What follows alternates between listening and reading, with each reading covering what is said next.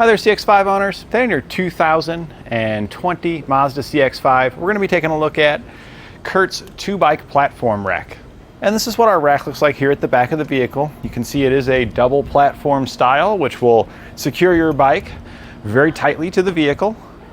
Unlike the hanging style racks, where your bike could potentially rock back and forth and contact the other bikes and your steering wheel up here at the front, the handlebars can rotate around. With this, it's locked down into the platform, so our handlebars here are steady, our bike is steady.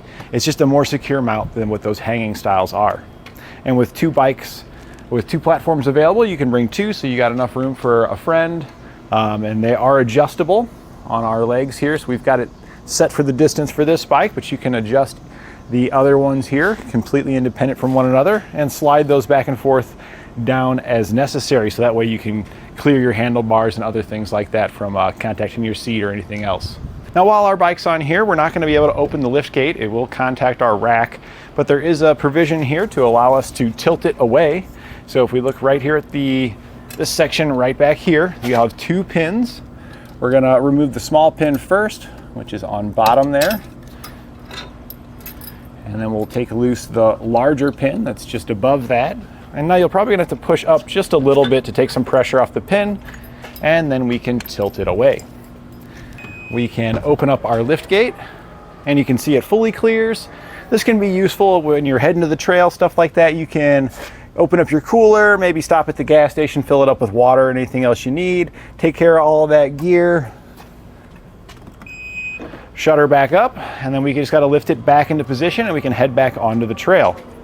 That's nice, so that way when you get there, you don't have to get to the gas station or wherever you need to access the back. You don't have to pull your bikes all the way off of there. So it's a nice little position there. We can now put it back into the regular position by lifting up. I'm going to put the smaller pin in first because we can lift it up a little bit extra high. It doesn't have to go through a hole. This pin just supports the bottom of it.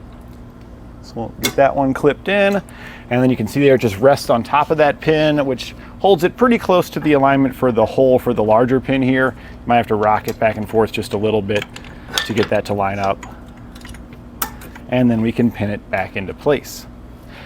So we can go ahead and take our bikes off of here now. You can see they are supported by the cradles. The cradles here do have a coating on them to protect against any scratches or abrasions. Simply push in on the lever and lift up to release it. They do have lock cores in them, and they are key alike, so that way you've got security built right into the rack without having to purchase any additional items. Our bike then lifts off, we can set it aside, and then we'll show you a couple of other features that it has. It has a couple of storage positions. We'll get you a measurement real quick before we change the positioning. The furthest point from our bumper is going to be here at about 30 inches, and the rearmost point clearance is about 19, but our lowest point is going to be here at about 11 inches. So now we have two different storage positions. One is a garage storage position, and the other one's for just an on-vehicle storage position. We'll show you the garage one first. There's two pins here for these arms. Just take those loose. Might have to lift up on the arm a little bit to pull the pin out. We can then push up, tilt our arm straight up, and reinsert the pin here at the top. Same over here on this side. Slide that in. And this is nice for your garage. You can see we've drastically reduced the size of the rack, so you can easily set this up in the corner of your garage or something like that. Nice and easy.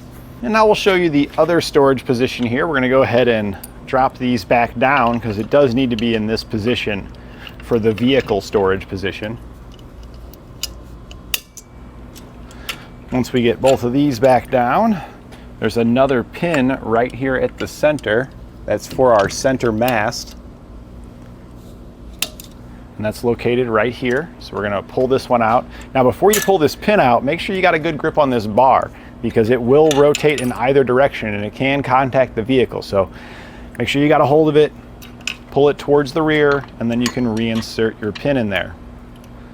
Now that we've got that pin inserted, the large pin here that we had remove for the tilt down feature will also allow it to tilt up. We don't need to remove the small one, just the larger one. Our whole rack will then tip up. We can reinsert the pin in the top hole here. And now we've got a reduced distance from the back of our vehicle, so we can kind of just leave this on our vehicle all the time, because this can make all the difference of just leaving this on here and being able to pull your car in the garage and shut the door. It may not fit in that other position.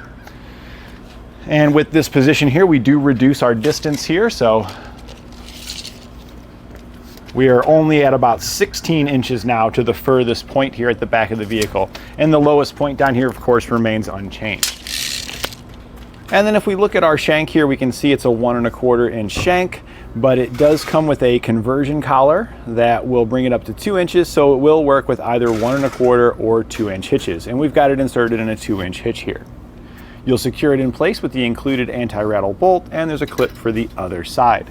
That'll take out any play, giving you a secure mounting point for your bikes. And that completes our look at Curt's 2-bike platform rack on our 2020 Mazda CX-5.